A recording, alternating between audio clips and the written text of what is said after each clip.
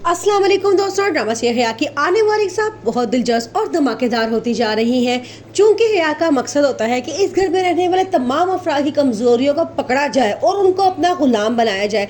इस मकसद के लिए वो अपनी दोनों भाभियां साइमा और रिफत दोनों को एक दूसरे से लड़वाने की कोशिश करती है। वो साइमा के पास जाती है और कहती है कि रिफत ने अपने आप को औलाद और तुम्हें बे औलाद होने का ताना दिया है।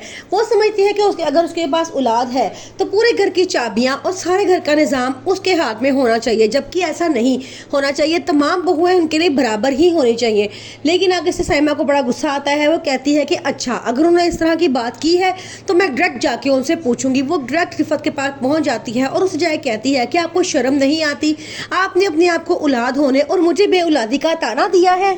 ये बात सुनकर रिफत बहुत परेशान हो जाती है। वो कहती है कि ऐसी कोई बात नहीं है, मैंने ऐसा कुछ भी नहीं कहा, तुम ऐसा क्यों कह रही हो।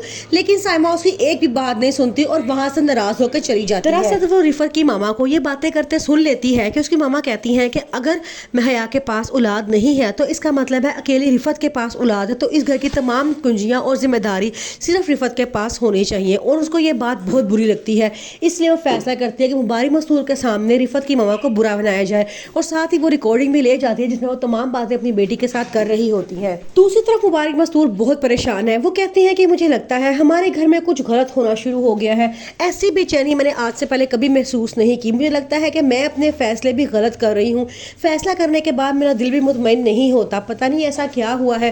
किरण के जाने के बाद हया अब बहुत खुश है। वो पूरे घर में दंदनाती फिरती है और कहती है कि मैं अपने मकसद में कामयाब हो चुकी हूँ।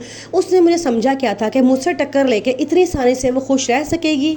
आसिया आगे से कहते हैं कि भाभी जान, शायद आपको मेरी बात का यकीन ना आए, लेकिन ये सब कुछ हया कर रही है। उसके आने से पहले सब कुछ ठीक था, लेकिन अब जैसे ही वो इस घर में आई है सब कुछ बदल सा गया है।